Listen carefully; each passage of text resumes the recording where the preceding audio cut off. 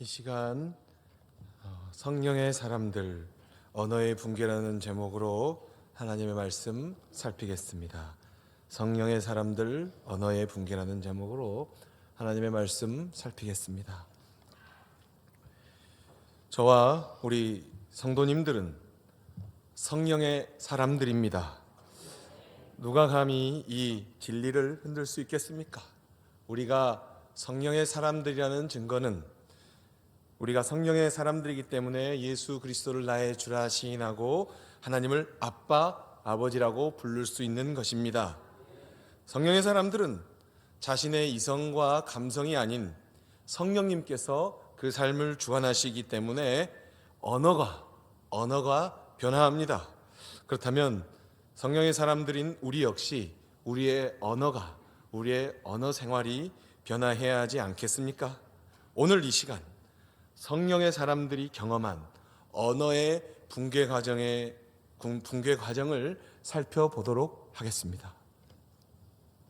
성령의 사람들을 다른 말로 표현하면 구원받은 사람입니다.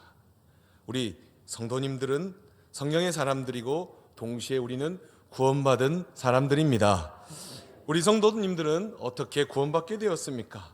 우리 성도님들에게 있어서 구원 사건은 무엇입니까? 우리 자막에 나오면 우리의 구원 사건 한번 다 같이 크게 한번 읽어보겠습니다. 읽겠습니다. 시작. 예수님의 삶과 죽음과 부활은 우리를 위한 구원 사건이다. 아멘. 그렇습니다. 우리는 예수님의 삶과 죽음과 부활, 다른 말로 하면 복음을 믿으면 구원을 받습니다. 자, 이제부터 복음의 중심에 서 있는 예수님의 삶과 죽음과 부활을 생생하게 목격한 자들, 다른 말로 하면 성령의 사람들에게 우리의 관심을 주목합시다. 그렇다면 복음에 대한 이해가 비상적이며 부분적이고 파편적이고 육신적인 이 현 시대를 극복할 수 있는 힘을 얻게 될 것입니다. 예수님께서는 십자가에서 죽으셨습니다. 이 예수님의 죽으심은 그동안 예수님을 믿고 따라온 자들, 자신의 삶을 내던져서 따라온 자들에게는 크나큰 실망거리였습니다. 예수님의 죽음, 그리고 예수님의 십자가 처형, 그리고 처형 집행관이 이 로마에서 처형 집행관이 죽은 사람 확실하다라고 결정을 내리니까 예수님의 제자들은 실망감에 뿔뿔이 흩어지게 되었습니다. 그러나 십자가에서 죽으신 예수님께 사흘 후에 어떤 일이 일어났습니까? 부활! 예수님께서는 부활하셨습니다. 예수님의 부활을 목격한 제자들로부터 소문이 점점 확산되었습니다. 예수님의 부활은 사람들에게 회자되었습니다. 물론 소문과 동시에 의심도 따릅니다. 왜냐하면 사형 집행관이 죽음을 선언했기 때문입니다. 하지만 예수님께서는 직접 나타나셔서 그 의심을 해소시키셨습니다. 이 내용이 말씀 누가복음 24장 36절 일부에 나와 있습니다. 우리 한 목소리로 읽겠습니다. 예수께서 친히 그들 가운데 서서 이르시되 너희에게 평강이 있을지어다. 아멘. 부활하신 예수님께서는 제자들에게 평강을 허락하셨습니다. 하지만 부활하신 예수님께서 직접 평강을 허락하시고 있음에도 불구하고 이 사실을 직면하고 있는 어떤 제자들은 의심을 풀지 않고 지금 내가 보고 있는 분이 환상 아닌가? 유령 아닌가? 이런 생각을 했습니다. 이런 생각은 경건하지 못한 생각이 아닙니다. 형 집행관이 예수님의 죽음을 확정했기 때문에 어떻게 보면 이것은 당연한 일 아니겠습니까? 이에 예수님께서는 구운 생선을 드시면서 육체적 오해를 풀어주셨을 뿐만 아니라 영적인 성경 해석을 통하여 그들이 가지고 있는 오해도 풀어주셨습니다. 여기에 더하여 예수님께서는 제자들에게 성령을 약속하시며 이제 이미 하나님의 구원 사건이 시작되었음을 말씀하십니다. 대략 40일간 하나님 나라의 복음을 선포하십니다. 이러한 사실에도 불구하고 부활하신 예수님께서 직접 라이브하게 생생하게 눈앞에서 하나님 나라의 복음을 선포하고 계시고 하나님 나라가 이미 시작되었음을 말씀하고 있음에도 불구하고 예수님을 따르는 자들 가운데 대다수가 아직까지 예수님께서 이 땅에 오신 이유, 예수님께서 십자가에서 죽으셔야 했던 이유를 모른 채 예수님을 정치적 메시아로 오해했습니다. 예수님께서, 그 능력 많으신 예수님께서 오병이어의 기적을 행하시고 치유하지 못한 그 병도 치료하시고 과학 세계를 넘어선 압도적인 이 예수님께서, 카리스마 있는 이 예수님께서 이제 이스라엘을 완벽한 로마 제국의 속박에서 벗어나 로마 제국을 극복하는 세계 최강대국으로 만들겠다는 생각을 하였다는 것입니다. 이 생각이 우리가 아니라 예수님의 부활을 직접 목격하고 있는 자들이 한 생각입니다. 부활했으니까 됐다라고 생각을 했다는 것입니다. 심지어 이들은 예수님에게, 예수님 지금입니다, 지금 이제 부활하신 예수님, 당신의 소문이 퍼지면 이 이스라엘에 있는 청년들이 온 힘을 모을 겁니다. 예수님을 중심으로 압도적인 바람이 불 것입니다 라고 말합니다. 지금이야말로 이스라엘을 회복할 시기라는 엉뚱한 제안을 합니다. 그러나 예수님께서는 그들로 하여금 이러한 오해에서 나올 것을 촉구하시며, 너희들 이제부터는 육신이 아니라 성령으로 사역해라 라고 말씀하십니다. 이것이 오늘 사도행전 1장 8절의 말씀인데 우리 다 같이 외운 말씀일 겁니다. 우리 외웠지만 다 같이 크게 한 목소리로 맞춰서 읽겠습니다. 오직 성령이 너희에게 임하시면 너희가 권능을 받고 예루살렘과 온 유대와 사마리아와 땅끝까지 이르러 내 증인이 되리라 하시니라. 아멘. 오직 성령이 임하시면 이 말씀을 하시고 예수님께서는 하늘로 승천하셨습니다. 하늘로 예수님께서 승천하시자 예수님을 이제 눈으로 볼 수 없게 된 제자들은 놀랐습니다. 예수님을 봐야, 부활하신 예수님을 봐야 힘이 생기고 영혼의 힘이 생기는데 그들은 놀랐습니다. 그들은 어찌할 바를 몰랐습니다. 이렇게 승천하신 예수님을 보지 못하여 당하는 제자들에게 흰 옷 입은 두 사람이 나타납니다. 그들은 하나님의 사자였고요, 그들은 사도행전 1장 11절의 말씀을 남겼습니다. 우리 다 같이 한 목소리로 읽겠습니다. 이르되 갈릴리 사람들아 어찌하여 서서 하늘을 쳐다보느냐. 너희 가운데서 하늘로 올려지신 이 예수는 하늘로 가심을 본 그대로 오시리라 하였느니라. 아멘. 하늘로 가심을 본 그대로 오시리라. 하늘로 가심을 본 그대로 오시리라. 이 말씀이에요. 제자들은 이러한 천사들의 인상적인 말씀, 이것은 어떻게 보면 예수님께서 승천하셨으면 어떻게 보면 유언과 같은 말씀이에요. 하나님의 사자가 대신해서 전해준. 그들은 이러한 천사들의 인상적인 말씀을 기억하며 예루살렘으로 돌아왔습니다.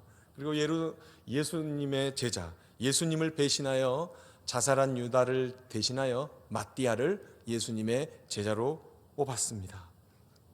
시간이 흘러 오순절이 되었습니다. 오순절이 되자 제국 방방곡곡에 있는 유대인들은 다시 모였습니다. 페르시아에 있는 유대인, 이집트에 있는 유대인, 저 먼 고린도를 넘어서 로마에 있는 유대인이 오순절을 지키고자 모두 다 예루살렘으로 모였습니다. 그리고 예루살렘에 모이게 되었고, 그 가운데 예수님을 따르는 자들은 성령의 역사, 예수님께서 승천하시기 직전에 남겼던 그 말씀, 성령으로 사역하고 성령을 부어주실 것이고 성령으로 사역하라는 그 말씀, 그 성령의 역사, 사도행전 2장 2절에서 3절 말씀을 체험하게 됩니다. 예수님을 따르는 자들은 성령의 사람이 되었습니다. 제가 읽겠습니다. 사도행전 2장 2절 3절. 호련히 하늘로부터 급하고 강한 바람 같은 소리가 있어 그들의 앉은 온 집에 가득하며 마치 불의 혀처럼 갈라지는 것들이 그들에게 보여 각 사람 위에 하나씩 임하여 있더니, 그 성령의 역사는 개별 성도들에게 임하였습니다. 충만하게 임하였습니다. 그들은 오늘 본문 사도행전 2장 4절과 같은 일을 경험하게 되었습니다. 우리 사도행전 2장 4절 말씀 한 목소리로 크게 읽겠습니다. 그들이 다 성령의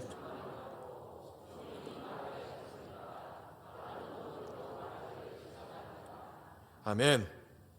그들이 다 성령의 충만함을 받고 성령이 그들의 입술을 주장했어요. 그렇게 해서 다른 언어들로 말하기를 시작하니라. 다른 언어로, 자기가 쓸 수 없는 언어로 기도하고 찬송하고 예언하고, 이런 것들이 내 이성, 내 감정, 이런 식으로 언어가 표출된 게 아니고요. 성령께서 압도적으로 지배하시자, 성령님께서 성도들 한 분 한 분을 압도적으로 지배하시자, 자기 언어 체계가 아닌 다른 언어 체계의 언어, 하나님을 찬양하는 언어가 나왔다는 것입니다. 성령의 역사는 예수님을 따르는 자들, 제자들에게 임하였습니다. 예수님을 따르는 자들, 제자들은 성령의 사람들이 되었습니다. 성령님이 임하시자 성령의 사람들이 된 겁니다. 우리들도 성령님이 임했기 때문에 우리들도 성령의 사람들인 것입니다. 할렐루야. 우리 성령의 사람들이에요. 성령님께서는 그들의 언어를 붕괴시키셨습니다. 그들은 자신의 언어 체계가 붕괴됨을 경험하였습니다. 그들은 자신들의 언어가 아닌 다른 사람의 언어로 기도하게 된 것입니다.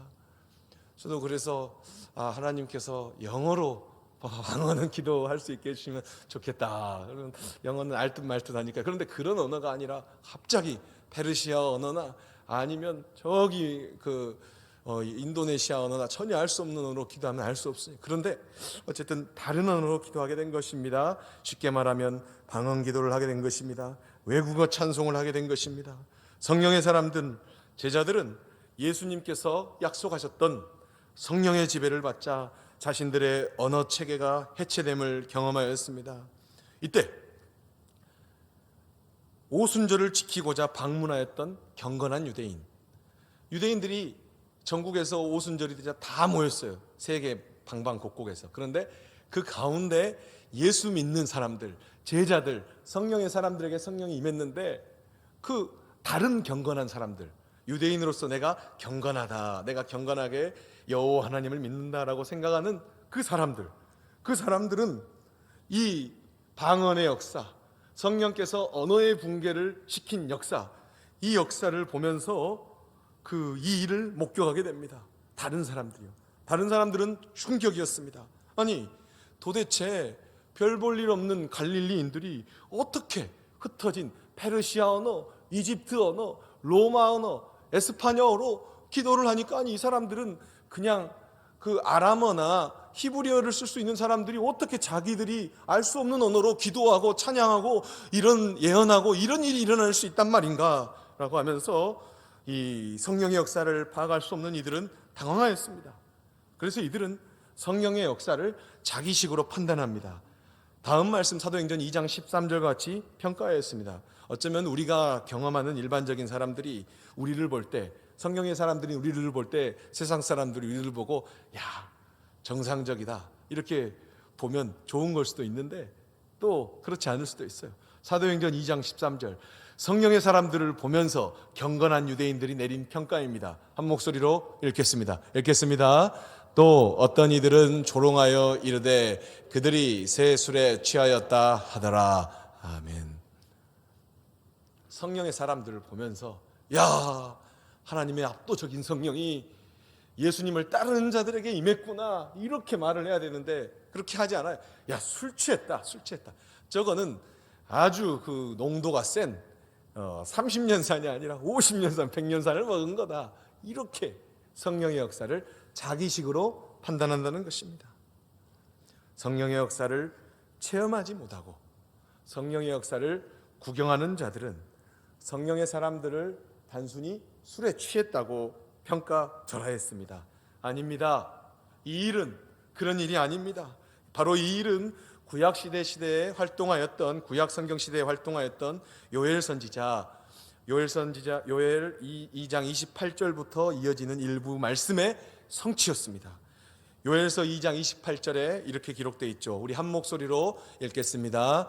그 후에 내가 내 영을 만민에게 부어주리니 너희 자녀들이 장래일을 말할 것이며 너희 늙은이는 꿈을 꾸며 너희 젊은이는 이상을 볼 것이며. 아멘. 요엘 선지자를 통해서 하나님께서 말씀하셨어요. 그 후에 내가 내 영을 만민에게 부어주리니, 내 백성에게 부어주리니, 내가 택한 자녀들에게 부어주리니, 내 영을 만민에게 부어주리니 그 성령을 받은 사람들은 장래일을 예언할 것이고 또 나이가 드신 분들은 꿈을 꾸고 또 젊은이들은 환상을 보게 될 것이다. 이런 말씀의 성취였다는 거예요. 오순절에 일어난 역사는 바로 요엘 선지자 예언의 성취였다는 것입니다. 우리는 이미 창세기 11장 바벨탑 이야기를 통하여 하나님께서 인간의 악함을 방지하기 위하여 인간들의 언어를 흩으셨음을 알고 있지 않습니까? 바벨탑을 쌓아요. 인간들이 하나님을 대항하고 하나님이 너무나 자기들 보기에 변덕스럽고 하나님이 언제든지 자기들을 엎어뜨릴 수 있으니까 야, 하나님의 저 변덕과 우리가 어떻게 싸워야겠느냐, 높은 탑을 쌓자.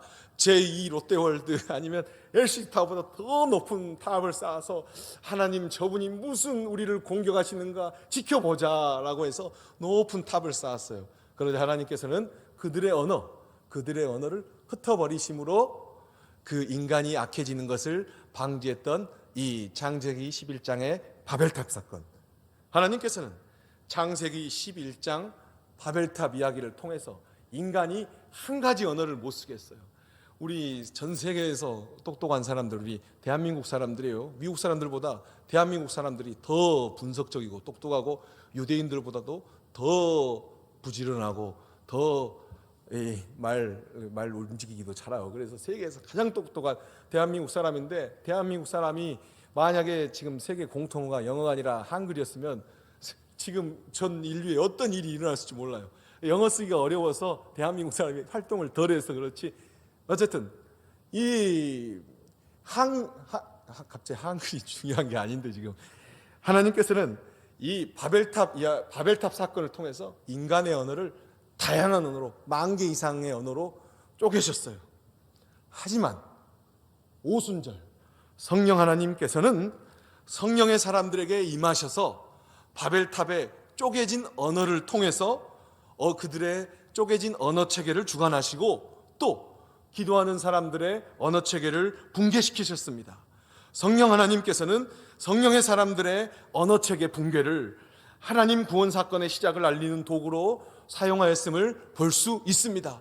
바벨탑으로 하나님께서는 인간들의 언어를 쪼개셨는데 그 쪼개진 언어들을 사용하셔서 그 붕괴된 언어 체계를 하나님께서 이용하셔서 하나님의 구원 사건, 성령님에 의한 구원 사건이 시작되었음을 하나님께서는 알리셨고, 이 붕괴된 언어 체계로 하나님의 구원 시작을 알리는 도구로 사용하셨음을 볼 수 있었습니다. 저와 우리 성도님들 모두 역시 성령의 사람들입니다. 이제 우리가 성령의 사람들이라면 오순절에 임하셨던 우리 역시 언어의 붕괴를 경험해야 해요. 우리도 우리의 언어 체계가 붕괴됨을 경험해야 됩니다. 이제 성령님께서 온전히 나의 언어를 주관해 주시기를, 또 방언의 은사도 주시기를 사모해야 됩니다. 구해야 됩니다. 하지만 성령님께서는 우리가 구하는 것과 달리 방언의 은사를 안 주실 수도 있어요. 다른 은사를 주실 수도 있어요. 이것은 성령 하나님의 절대 주권이기 때문입니다. 2002년도에 경기도 광주에서 젊은이들이 경배와 찬양학교로 1,000명 정도가 모였어요. 그래서 이제 인도자께서 기도를 하시다가 이렇게 하면 쓰러지고 그러는데, 저는 이제 마음이 강팍해서 그러는지 안 쓰러져요. 사람들은 다 순결해서 쓰러지는데 저는 쓰러지지가 않아요. 그래서 그 인도자께서 좀 다른 청년 스텝을 불러서 여기 이 청년을 위해서 기도해 주시라고 하니까, 하나님 우리 이 청년에게 믿음을 주옵소서 하니까 제가 부끄러워서 스르르 잠든 척했어요. 그런데 너무 잠들어가지고 혼자 하여튼 이런 것들도 있지만, 그러나 여러분, 하나님께서는 우리가 구하는 것과 다른 은사를 주실 수 있습니다. 그렇다고 해서 우리는 이 일을 우리의 입장에서 해야 할 일을 놓아서는 안 됩니다. 우리는 매일매일 관습적으로 어떤 언어를 씁니까?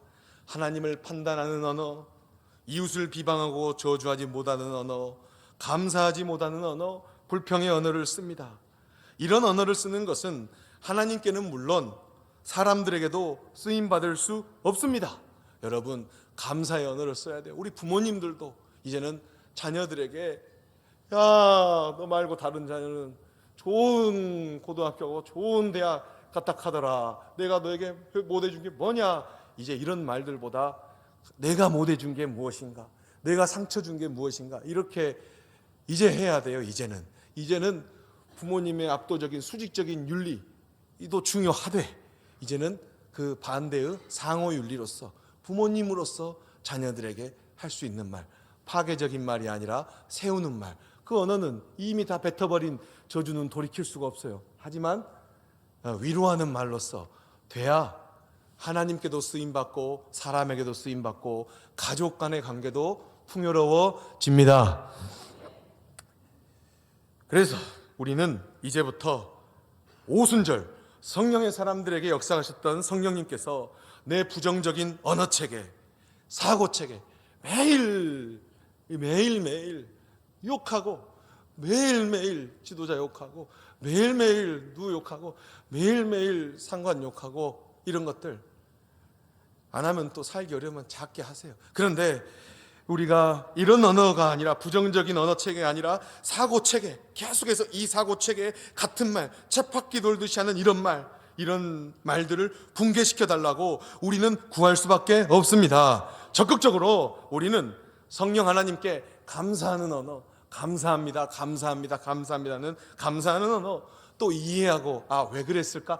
이래서 그랬겠구나 하는 이런 감사하는 언어, 이해하는 언어, 칭찬하고 축복하는 언어, 바로 이 언어를 사용하는 성도가 되게 해달라고 구합시다. 이런 인위적으로라도 이 언어를 사용할 수 있도록 끊임없이 노력해야 돼요. 이 언어를 억지로 써야 돼요. 억지로 칭찬해야 되고 억지로 감사해야 돼요. 그러면 그 언어가 내 사고체계를 다시 재구성하고, 그 사고체계가 올바르게 될 때 하나님의 기적의 역사가 일어날 수 있기 때문입니다. 그렇다면 우리도 모르는 사이에 하나님과 이웃들과 화평하는 사람이 되어 있을 것입니다. 하나님과 이웃들에게 인정받는, 쓰임받는 성령의 사람들이 되어 있을 것입니다. 오늘 말씀 4가지로 요약합니다. 오늘 말씀을 통하여 우리 4가지 한번 생각했는데요. 다음 슬라이드, 우리 1번 한번 읽겠습니다. 시작. 예수님께서 약속하신 성령. 우리가 예수님의 말씀, 예수님께서 승천 직전에 오직 성령이 너희에게 임하시면 너희가 권능을 받고 예루살렘과 온 유대와 사마리아 땅까지로 내 증인이 되리라. 성령이 임하시면 그 말씀, 그것은 우리가 성령이 임한 것은 그냥 임한 게 아니에요. 예수님께서 약속하셨기 때문이에요. 그 약속하신 성령이 임했기 때문에 우리가 예수님의 몸된 교회의 구성원으로서 하나님을 잘 받들고 있는 것 아닙니까? 2번째 한번 읽겠어요. 2번 시작. 예수님에 대한 오해. 예수님에 대한 오해가 만연해 있어요. 우리도 오해하지만 부활하신 예수님을 눈앞에 직접 두고 있고 40일 동안 하나님 나라의 복음을 선포하시고 예수님께서 하늘로 승천하시기 직전에 있는데도, 예수님 이때가 바로 이스라엘을 회복할 때입니까? 이제 팍스 이스라엘로 만들 때입니까? 이렇게 물어봤다는 거예요. 그러니까 예수님에 대한 오해는 우리에게 있어도 자연스러운 일이에요. 우리가 부족해서, 우리가 믿음이 없어서. 아니요. 사도행전에 보면 어떻습니까? 예수님 승천하시기 직전에 너 이때가 이스라엘을 회복할 때 아닙니까? 라고 물어보잖아요. 그러니까요, 예수님에 대한 올바른 이해를 할 수 있도록 우리가 말씀을 듣고 말씀을 사모하고 성령님께 지혜를 구함으로써 우리가 나아가야 됩니다. 3번 읽겠습니다. 시작. 성령으로 사역해야 하는 성도들. 저와 여러분들 모두 다 성도님이에요. 성도님들. 그런데 우리의 사역은 육체적 열심, 관성, 우리의 전통, 어마어마한 전통을 가졌어요. 어마어마한 전통을 가져도 우리가 한번 코로나라는 병 창궐하고 언론 보도해버리니까 어쩌습니까? 6.25 때도 전쟁이 팡팡하고 포탄 떨어질 때 드렸던 예배를 딱 어떻게 할 수가 없는 상황이 되잖아요. 우리가 그러니까 육신, 전통 이런 걸로 신앙생활 하는 게 아닙니다. 우리는 성령님의 도우심으로 사역해야 됩니다. 할렐루야. 성령으로 사역해야 돼요. 성령님의 도우심을 받아서 성령님께서 충만하시게 사역해야 돼요. 성령님께서 특히 내 입술을 주관해 달라고. 교회 사역하시는 분들이 얼마나 잘합니까? 잘해요. 그리고 또 젊은 사람들은 안 해서 그렇지 정말 이길 수가 없어요. 젊은 사람들은 이길 수 있는 것은 나이로밖에 이길 수가 없어요. 말 잘해요. 공부 잘하나 못하나 중학교를 졸업했어도 다 말을 잘해요. 우리가 말로써, 나이로써 사역할 수 있어요. 그러나 그거보다 우리는 성령님의 도우심을 받아 성령으로 사역해야 되는 성도들이라는 사실, 이 사실을 명심하시기를 바랍니다. 네 번째 읽겠습니다. 시작. 우리의 언어 체계와 사고 체계를 뛰어넘는 성령의 역사. 성령님의 역사는 우리의 언어 체계를 뛰어넘어요. 그런데 우리가 자꾸 성령님께서 우리가 좋은 말 하길 원하는데 우리가 계속해서 하던 말, 육신의 말, 관성의 말, 전통에 쩌든 말, 율법적인 말 계속하면 성령님께서 마음 아파하셔요. 그래서 우리의 언어 체계와 우리의 사고 체계를 뛰어넘는 성령님께서 나를 주관하실 수 있도록 우리가 끊임없이 성령님을 구해야 돼요. 오순절에 임하셨던 그 성령은 과거에 일어났던 사건, 끝났던 히스토리가 아니라 지금 이 순간에도 내게 역사하길 원하는, 내 언어를 주관하기 원하시는 그 성령님의 음성을 들으시고, 하나님, 내가 부정적인 언어, 내 입장에서 감사하지 못하는 언어, 판단하는 언어 다 내려놓고 감사하고 칭찬하고 사람들을 힘이 나게 하는 언어를, 내 자녀에게도 그렇게 쓸 수 있는 언어를 사용할 수 있도록 도와주십시오. 이럴 때 하나님께서 역사하십니다. 언어의 붕괴를 경험한 사도행전 2장에 나타난 이 사건이 이제 성령님께서 주관하셔야겠지만 우리 입장에서도 성령님의 그 역사를 준비하는 마음으로 우리의 언어 생활을 다시 한번 돌이켜보고 바꿔보기로 결정하는 그런 시간이 되기를 주님의 이름으로 부탁하고 축원합니다. 기도하겠습니다.